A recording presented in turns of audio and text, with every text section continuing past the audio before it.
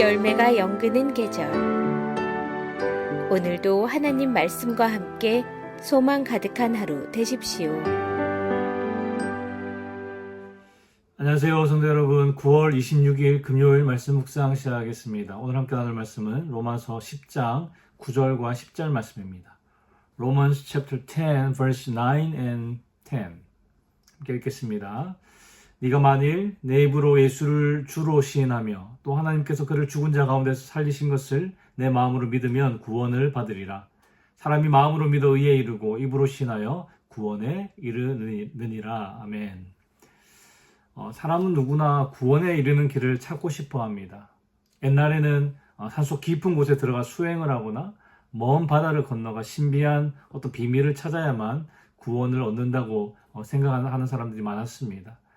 오늘날에도 어떤 사람들은 어떤 종교적인 의식이나 특별한 공로를 세워야 하나님께 가까이 갈 수 있다고 믿습니다. 그러나 성경은 구원의 길이 그렇게 멀리 있지 않다고 말씀합니다. 사도 바울은 오늘 로마서 10장에서 구원의 길은 이미 우리 가까이에 있다고 선언하고 있죠. 그럼에도 불구하고 많은 유대인들이 구원에 이르지 못한 이유는 무엇일까요?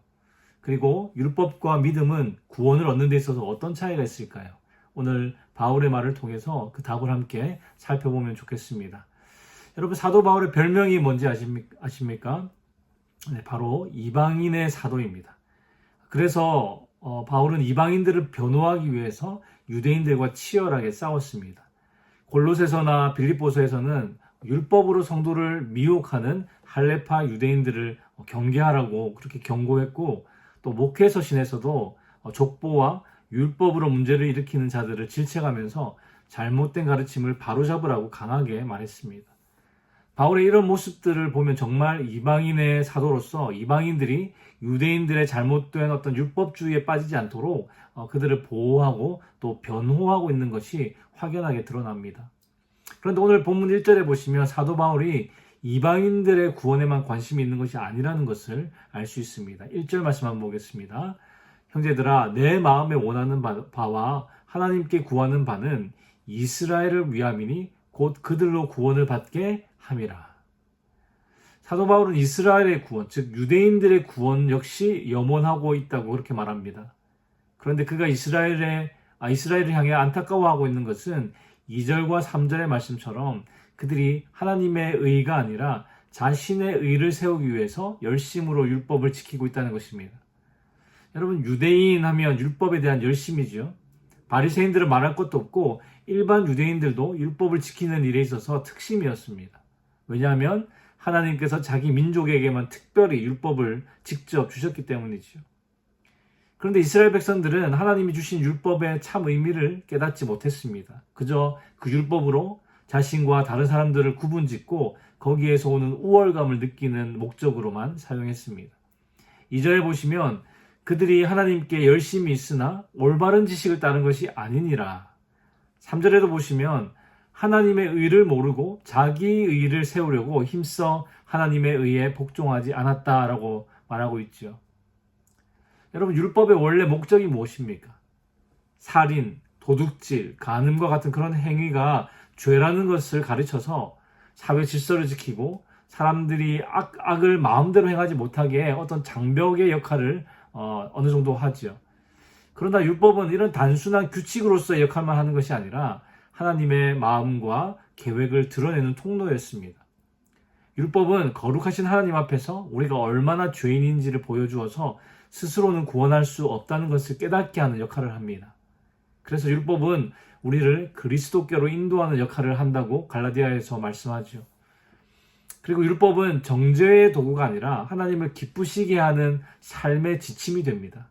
정리하면 율법의 목적은 죄를 억제하고 죄를 깨닫게 하고 또 구원받은 성도들에게 삶의 지침이 된다는 것이죠. 율법이 우리를 구원하지는 못하지만 반드시 그리스도의 은혜와 복음을 더 깊이 알도록 인도하는 역할을 하는 것입니다. 그래서 예수님도 내가 율법을 폐하러 온 것이 아니라 율법을 완성하고 온전히 이루기 위해서 왔다라고 말씀하셨습니다. 여러분, 율법이 완성된다는 것은 율법이 요구하는 것이 성취된다는 뜻입니다. 그럼 율법이 요구하는 것은 무엇입니까? 율법의 내용을 두 가지로 정리하면 하나님 사랑과 이웃 사랑이죠. 하나님을 향한 온전한 사랑과 이웃을 향한 완전한 사랑입니다. 그래서 율법이 요구하는 것은 한마디로 하면 하나님과 이웃을 향한 사랑에 있어서 완전한 순종과 죄 없는 의입니다. 하나님을 온전히 사랑하고 이웃을 완전히 사랑하는 일에 있어서 단 하나의 죄도 짓지 않으면 의가 주어지고 율법의 요구를 성취하는 것이죠. 그런데 문제는 인간은 그 요구를 절대로 충족할 수 없다는 것입니다. 그래서 하나님은 율법의 요구를 충족시키기 위해서 예수님을 보내주신 것이지요. 하나님 사랑과 이웃 사랑의 완전한 순종을 십자가 위에서 이루시고 율법을 완성하셨습니다. 물론 예수님은 본질적으로 죄가 없으신 스스로 이루어오신 분이지만 인간의 대표로서 율법의 요구를 이루시기 위해서 인간의 몸으로 율법 아래 태어나신 것이죠. 우리를 위해 율법을 지키시고 완성하셔서 의를 이루셨고 그 의를 믿는 우리에게 전가해 주셨습니다. 여러분, 예를 들면 율법은 100점 만점을 요구합니다. 단 한 문제라도 틀리면 불합격이죠. 그래서 우리는 그리스도께서 이미 완전한 점수를 우리 대신 얻어주셨음을 믿음으로 붙잡을 때 그 점수가 바로 내 점수가 되는 것입니다. 오늘 본문 4절 말씀도 그 이야기를 하고 있는데요. 4절 함께 읽어보겠습니다. 그리스도는 모든 믿는 자에게 의를 이루기 위하여 율법의 마침이 되시느니라. 여기서 율법의 마침이라는 것은 마침이라는 이 단어가 끝, 완성을 의미합니다. 그리스도께서 율법의 모든 요구와 목적을 성취하셔서 의를 이루셨는데 유대인에게만 아니라 모든 믿는 자에게 의를 이루기 위해서 이 일을 감당하셨다는 겁니다. 이 말씀을 통해서 사도 바울은 새로운 의의 기준을 제시하고 있습니다. 유대인들이 열심히 율법을 지키는 그것으로는 불가능하기 때문에 율법을 이미 이루신 예수 그리스도를 믿는 자에게 율법의 의가 이루어진다는 것이죠. 5절부터 사도 바울이 이것에 대해 설명하고 있는데요. 그냥 읽으면 이게 무슨 의미인지 상당히 어렵습니다. 일단 5절을 보시면 모세가 기록하되 율법으로 말미암는 의를 행하는 사람은 그 의로 살리라 하였거니와. 이 말은요, 율법을 완벽하게 지켜야만 생명을 얻을 수 있다는 뜻입니다. 이것이 율법의 의가 요구하는 것이죠. 그러나 사람은 모두 죄인이기 때문에 이 길은 불가능합니다. 그럼 율법의 의가 아니라 믿음의 의는 어떻게 다릅니까? 6절부터 8절까지의 말씀 함께 읽어보겠습니다. 믿음으로 말미암는 의는 이와 같이 말하되 내 마음에 누가 하늘에 올라가겠느냐 하지 말라 하니 올라가겠느냐 함은 그리스도를 모셔내리려는 것이요. 혹은 누가 무저갱에 내려가겠느냐 하지 말라 하니 내려가겠다 함은 그리스도를 죽은 자 가운데서 모셔 올리려는 것이라. 그러면 무엇을 말하느냐? 말씀이 내게 가까워 내 입에 있으며 내 마음에 있다 하였으니 곧 우리가 전파하는 믿음의 말씀이라. 이 말씀은 사도 바울이 신명기 30장 11절에서 14절에 나오는 모세의 권면을 인용한 부분인데요. 가나안 입성을 앞둔 이스라엘 백성들에게 율법이 멀리 있는 것이 아니라 백성들의 입에 있고 마음에 있다고 말하는 부분입니다. 제가 그 부분 한번 읽어드리겠습니다. 내가 오늘 내게 명령한 이 명령은 내게 어려운 것도 아니요 먼 것도 아니라 하늘에 있는 것이 아니니 네가 이르기를 누가 우리를 위하여 하늘에 올라가 그의 명령을 우리에게로 가지고 와서 우리에게 들려 행하게 하랴 할 것이 아니요 이것이 바다 밖에 있는 것이 아니니 네가 이르기를 누가 우리를 위하여 바다를 건너가서 그의 명령을 우리에게로 가지고 와서 우리에게 들려 행하게 하랴 할 것도 아니라 오직 그 말씀이 내게 매우 가까워서 내 입에 있으며 내 마음에 있은즉 내가 이를 행할 수 있느니라. 모세는 이스라엘 백성들에게 하나님의 명령은 결코 멀리 있거나 어려운 것이 아니라고 말합니다. 하늘이나 바다 건너에 있는 것이 아니라 너희의 입에 있으며 너희의 마음에 있다라고 선언하죠. 한마디로 하나님의 말씀은 멀리 찾아가야 얻을 수 있는 것이 아니라 이미 우리 안에 가까이 있어서 언제든지 순종할 수 있다는 뜻입니다. 사도 바울은 이 말씀을 인용하면서 구원이 하늘로 올라가고 무저갱으로 내려가는 인간의 노력을 얻을 수 있는 것이 아니라 이미 하늘에서 성육신으로 내려오신 그리스도 그리고 무저갱에서 올라와 부활하신 그리스도를 믿음으로 얻을 수 있는 것이라고 설명합니다. 그리고 그 그리스도에 대한 말씀은 이미 가까이에 즉 우리의 입에 있고 마음에 있기 때문에 마음으로 믿고 입으로 시인하면 구원에 이를 수 있게 된다는 것이 바로 믿음으로 얻는 의라는 것이죠. 9절 10절 말씀 함께 읽어보겠습니다. 네가 만일 내 입으로 예수를 주로 시인하며 또 하나님께서 그를 죽은 자 가운데서 살리신 것을 내 마음에 믿으면 구원을 받으리라. 사람이 마음으로 믿어 의에 이르고 입으로 시인하여 구원에 이르느니라. 성도 여러분, 율법은 우리에게 완전한 순종과 죄 없는 의를 요구합니다. 그러나 인간은 그 요구를 충족할 수 없기에 스스로 구원에 이를 수 없는 것이지요. 그래서 하나님께서는 우리를 불쌍히 여기시고 예수 그리스도를 보내주셨습니다. 그리스도께서 율법의 요구를 온전히 이루시고 또 십자가에서 죽으시고 부활하심으로 우리를 의롭다 하셨습니다. 그래서 이제 구원은 더 이상 먼 곳에 있지 않습니다. 누가 하늘에 올라가야 하랴, 누가 무저갱에 내려가야 하랴 말할 필요가 없는 것이죠. 말씀은 이미 가까이에 있습니다.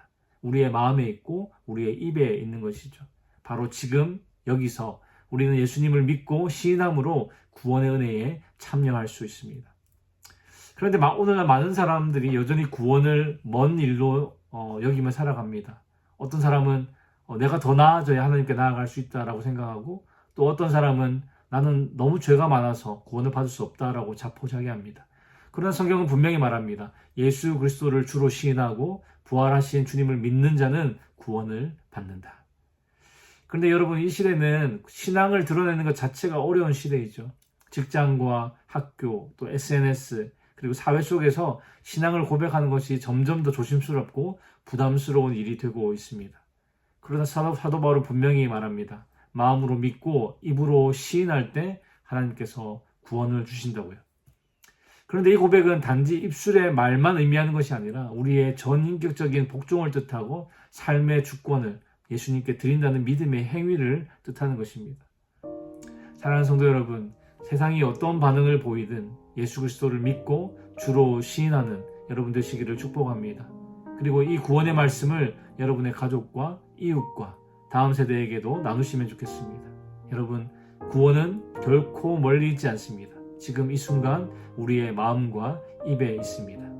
오늘 하루도 예수 그리스도를 주로 고백하며 담대하게 복음을 말하고 주의 이름을 높이는 복된 하루 되시기를 주님의 이름으로 축원합니다.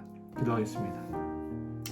하나님 아버지, 우리는 율법의 의로는 감히 주님 앞에 설 수 없는 자들입니다.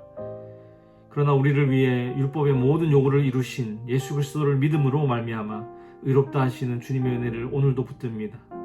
우리의 의가 아니라 오직 그리스도의 의를 붙잡게 하시고 나의 공로나 어떤 자책 속에서 방황하지 않도록 인도하여 주시옵소서. 하나님, 우리의 믿음이 침묵하지 않게 하시고 이 시대 속에서 담대히 주님을 시인하는 입술 되게 하여 주시옵소서. 직장에서, 가정에서, 세상 속에서 예수님을 주라 고백하며 살아가는 증인의 삶이 되게 하시고, 세상이 조롱하고 외면할지라도 우리는 마음으로 믿고 입으로 시인하는 믿음의 사람들로 굳게 설 수 있도록 오늘도 힘과 용기를 허락하여 주시옵소서. 주님, 오늘도 주께서 주시는 힘과 은혜로 살아가기 원합니다. 주의 도우심으로 승리하는 하루 되게 하여 주시옵소서. 우리의 구주 되시며 율법의 마침이 되신 예수 그리스도의 이름으로 기도합니다. 아멘. 금요일 기도 제목을 함께 기도하겠습니다. 예배를 위해 기도하실 때 이번 주 박소명 목사님의 설교에 은혜와 능력을 더하셔서 변화를 경험하는 말씀 되도록, 교육부와 청년, EM 모든 설교자가 성령의 지혜로 복음적 메시지를 선포하도록, 대표기도 맡은 이들과 모든 예배 봉사자가 예수 사랑 동기로 감당하도록, 영화부부터 모든 장년 예배자가 신령과 진정으로 예배에 임할 수 있도록, 충분한 예배 공간과 교육 공간이 있는 새로운 예배 처소를 허락하시도록 이것을 위해서 함께 기도하겠습니다.